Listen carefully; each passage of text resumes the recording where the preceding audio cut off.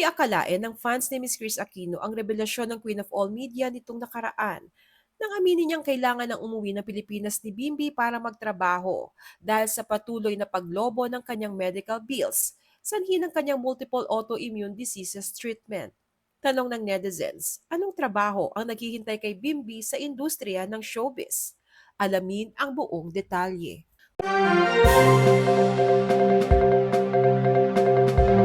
Matatanda ang noong linggo, January 21, ay nag-update si Chris sa kanyang followers tungkol sa kanyang medical condition. Hindi daw maganda ang kanyang lagay sa ngayon, lalo pat may nakikitang mga simptomas ng bagong autoimmune connective tissue disease sa kanya.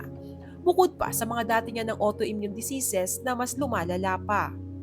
At ang nakakalungkot pa umano ay nang makitaan rin siya ng mga simptomas ng lupus. Ayon sa Mayo Clinic, lupus is a disease that occurs when your body's immune system attacks your own tissues and organs.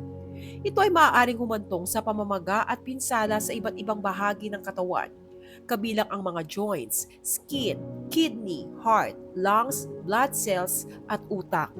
Gayunpaman, sa kabila ng lahat ng hirap na pinagdadaanan, ay nangako si Chris na hindi siya susuko alang-alang sa kanyang mga anak at kapatid. Anya bawal sumuko, tuloy pa rin ang laban. Bumuhos naman sa comment section ng mensahe ng pagmamahal at panalangin para sa mabilis niyang paggaling at isa na rito ang sinagot ni Chris. Ayon sa commenter, "Love you, madam. Be well. We are all praying for you." At hindi inaasahan ng marami ang naging sagot ni Chris dito dahil inireveal niyang maaaring umuwi ng Pilipinas ang bunso niyang si Bimbi pagkatapos ng birthday niya sa darating na February 14. Dahil kailangan nitong magtrabaho dahil sa lumalaki niyang medical bills. Iginiit din ni Chris na hindi niya pinayagan na palitan ang pangalan ni Bimbi sa showbiz dahil mananatili daw itong Bim at walang last name gaya ni Drake. Ani Chris, Bim might go home after my birthday. He needs to work because my medical bills are already getting higher and higher. But then, the stage mom is already saying no to a name change. He'll stay as Bim, no last name like Drake. Sa revelasyong ito ay hindi inakala ng marami na ang mga taong tulad ni na Chris Aquino na kabilang sa ubod ng yamang angkan sa bansa at pamilya ng mga politiko at matataas na tao ay nagigipit din pala sa pera, lalo na kung tinamaan ng malubhang sakit. Pero ang mas ikinabilib ng marami ay ang willingness ni Bimbi na magtrabaho at such a young age of 16 para makatulong sa medical expenses ng nanay niya, considering isa sila sa maimpluwensyang pamilya sa bansa.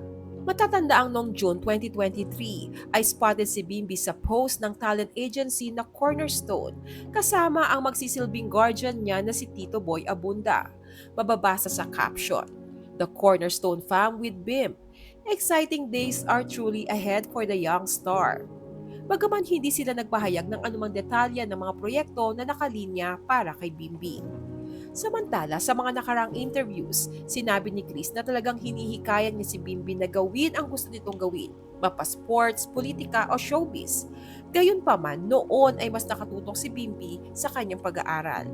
Ngunit ngayong dala ng matinding pangangailangan ay tila tuloy na ang pagpasok ni Bimbi sa showbiz.